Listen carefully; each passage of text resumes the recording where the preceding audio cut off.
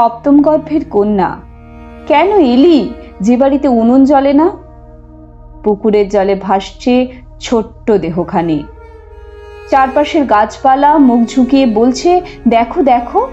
মেয়েটার চোখ মুখে ঠিক তার মায়ের আদল। মা কোথায়? সে এখনো আতুরে পাথর হয়ে আছে। তার হাতে রক্ত, তার স্তন দুটি খটখটে ধুঁদুল। খিদের উত্তাপে সব মায়া দয়া বাষ্প হয়ে উবে গেছে কবে। ভাঙা কুঁড়েটার সামনে এই মাত্র থামলো খুব ব্যস্ত জিপগাড়ি।